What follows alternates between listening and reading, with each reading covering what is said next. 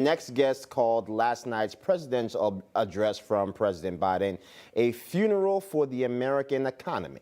Now, joining us to talk about what he means by that is the CEO of Engineered Tax Services and the man that helped advise on the 2017 Tax Cuts and Jobs Act, Julio Gonzalez.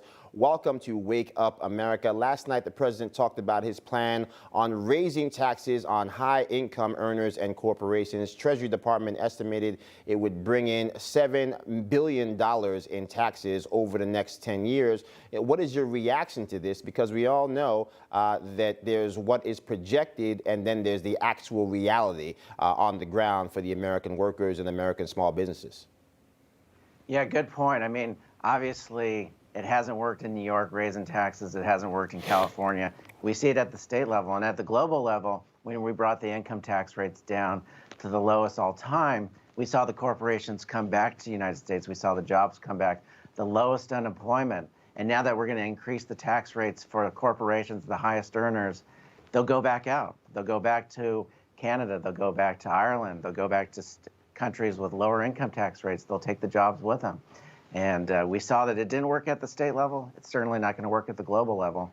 And I think that's what we're getting set up for. Well, I think you bring up an interesting point because the great thrust for such a long time was to get companies, to get private citizens, to bring those dollars back onshore, to get that infusion back into the economy. Talked about all of the wacky corporate structures that turns a company like Apple into an Irish company.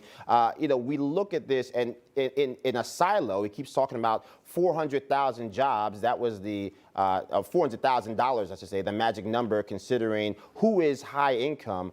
What's so special about that $400,000 mark for our audience? Is that just political posturing because they've done some focus groups and realized that that's the cutoff when the American people don't have alarm bells going off in their head? I think so. I mean, I think it panders well to his audience, right? I think over $400,000, I mean, that takes out a majority of the voters.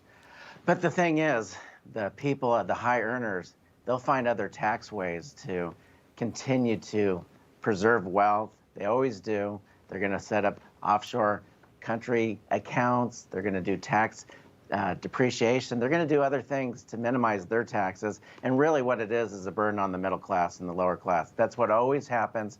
They're going to take the jobs offshore. They're going to take their money offshore. It's going to create hyperinflation.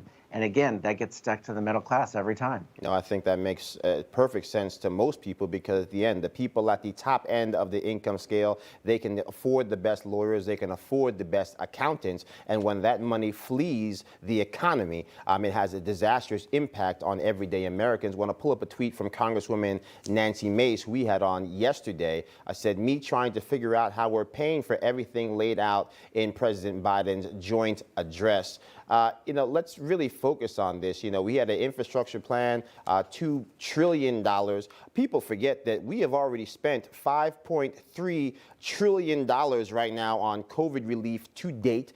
You've got now the fact that he's going to try to spend even more money. You have to go back and remember we only spent $1.8 trillion in response to the global economic crisis that was 2008 and 2009. That was something that was supposedly going to kneecap the entire global economy. The entire economy for the world was supposed to fall apart. How do we get the American people to understand that this out-of-control spending being proposed by Biden, at some point you start running up the deficit to what's presumptively about 15% of the GDP.